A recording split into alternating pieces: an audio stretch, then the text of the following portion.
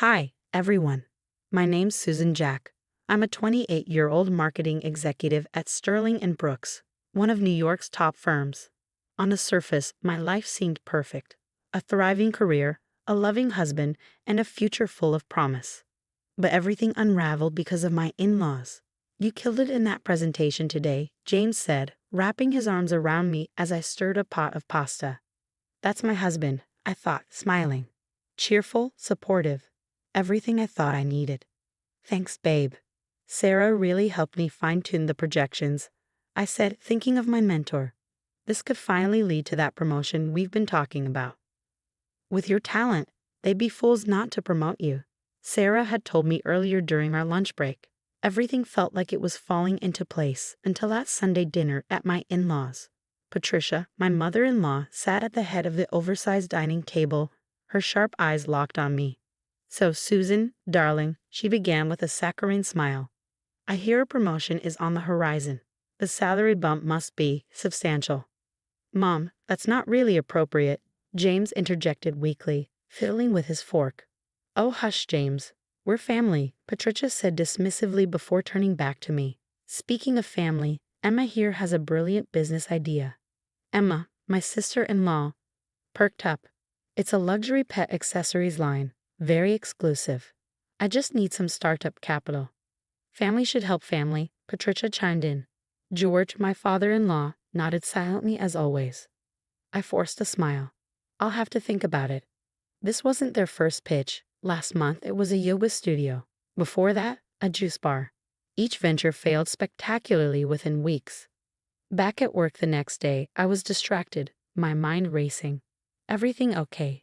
Sarah asked, noticing my distracted state. In-law drama, I admitted. They want me to fund another one of Emma's business ventures. Careful, Sarah warned. Start setting boundaries now, or it'll only get worse. But Patricia didn't understand boundaries. She started showing up at my office unannounced. Just happened to be in the neighborhood, she'd say loudly, ensuring my colleagues overheard. Thought I'd see if my successful daughter-in-law could spare some time for family. The whispers started. Must be nice having rich in-laws, a coworker muttered. If they only knew. That evening, as I reviewed a quarterly report, my phone buzzed. Emma, hey sis, about that investment. Mom says with your new promotion you could easily spare $50K. Family helps family, right? I showed the message to James. Maybe we should help, he suggested hesitantly. You know how Mom gets. James, this is getting out of hand, I said firmly. Your sister needs to stand on her own feet. Their family, he mumbled, avoiding my gaze. He fidgeted with his wedding ring. Something wasn't right. Susan, we need to talk, James said later that night, his voice trembling. I put down my laptop. What's wrong? I messed up. I owe some people money. A lot of money. My stomach dropped. How much? 200,000, he whispered, avoiding my eyes. What? I've been gambling. It started small, but it got out of control. Mom's been helping cover it. But now, the loan sharks are threatening me. Mom said you could liquidate your retirement account. It's the only way. I stared at him, speechless. The next day, Emma cornered me at the office. Mom says you're being difficult about the papers. We need access to your accounts. It's for James's protection too, she said with a self-righteous glare. Get out, I snapped. And don't come near my workplace again. Out of the corner of my eye, I noticed Jessica, my office rival, eavesdropping with a sly smile. That evening, I received a bank notification. James had tried to add Patricia as a joint account holder. Furious, I confronted him. How dare you share my private financial information? I demanded. They're just trying to help, James protested. Emma's business plan is solid this time. If you just... No, I'm not funding another failure, I said, my voice shaking. This stops now. The next day, Patricia was back, this time stationed near the accounting department, her voice deliberately loud. Such a shame about Susan. Always wondered how she could afford that new car, Patricia said, with an exaggerated air of concern. You know what they say about sudden wealth. Later, I overheard Jessica chatting with Emma in the cafeteria. Your sister-in-law handles some pretty big accounts, Jessica said, her tone conspiratorial.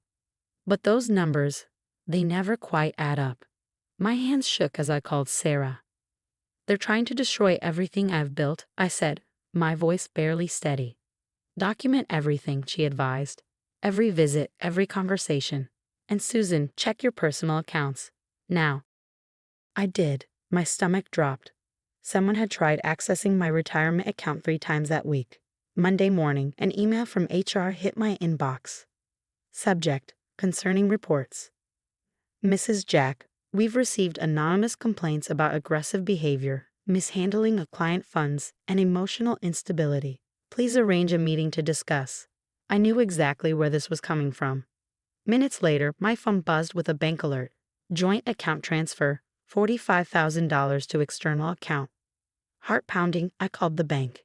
Yes, Mrs. Jack, the representative said. Your husband made the transfer this morning. As a joint account holder, he has full access. I rushed to the bathroom, fighting back tears. That's when I overheard Patricia's voice echoing down the hallway, speaking to my biggest client.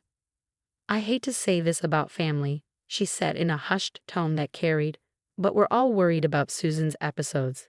The mood swings, the erratic spending. James is at his wit's end. Before I could confront her, chaos erupted in the conference room. Emma burst into my presentation, tears streaming down her face. How could you? After everything we've done for you, she wailed. You promised to help with my business. I took out loans based on your word. Now I'm going to lose everything.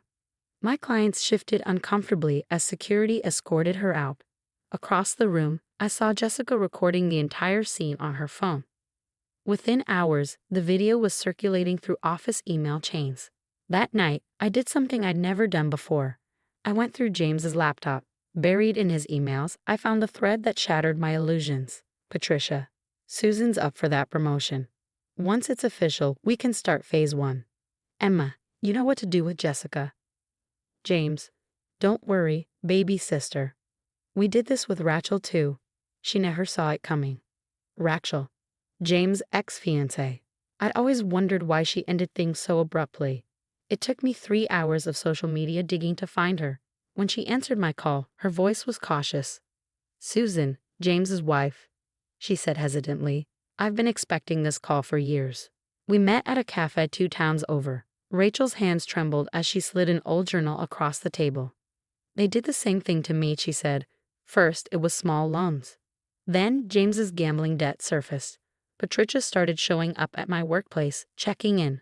When I refused to give them access to my trust fund, they destroyed me.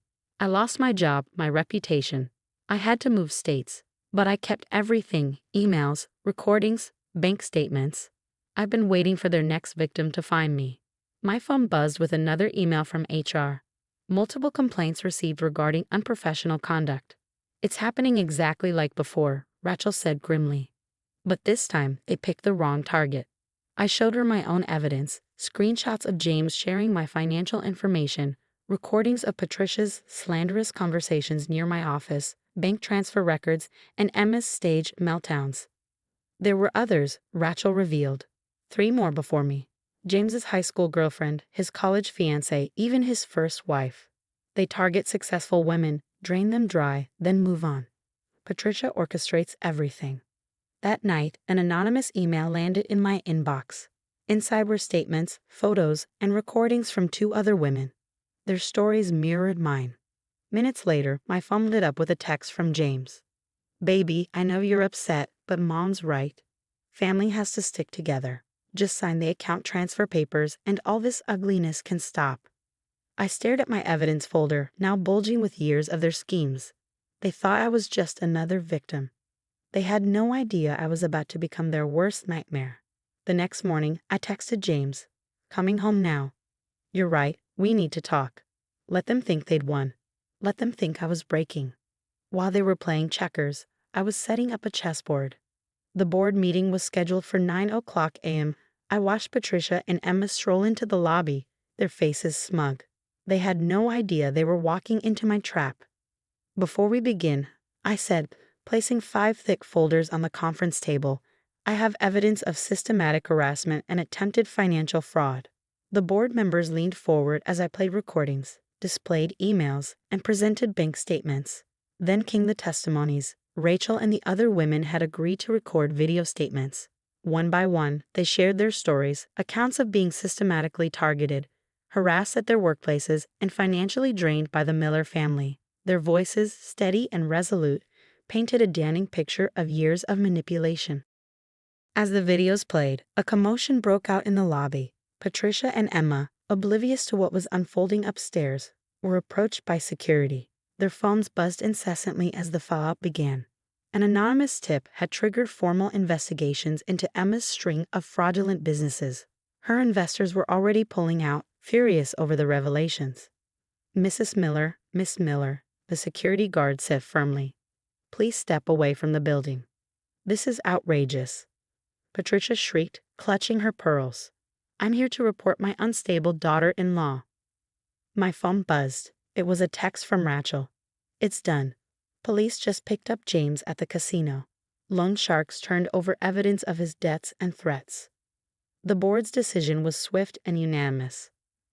"Mrs. Jack," the chairperson said, his voice tinged with regret, "we owe you an apology. Your promotion to regional director is effective immediately."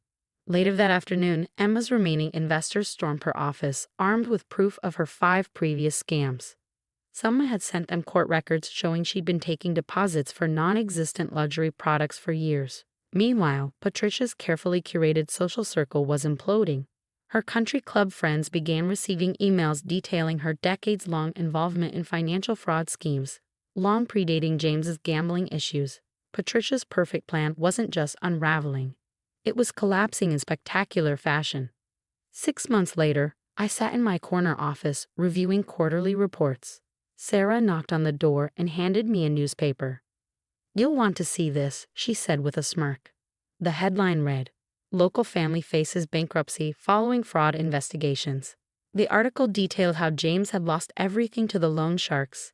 Emma was facing legal action over her scams, and Patricia and George's assets were frozen while authorities investigated decades of financial misconduct. "Miss Jack," my assistant interrupted, stepping into the office. "There's a disturbance downstairs." On the security feed, I saw them, Patricia and Emma, attempting to force their way into the building.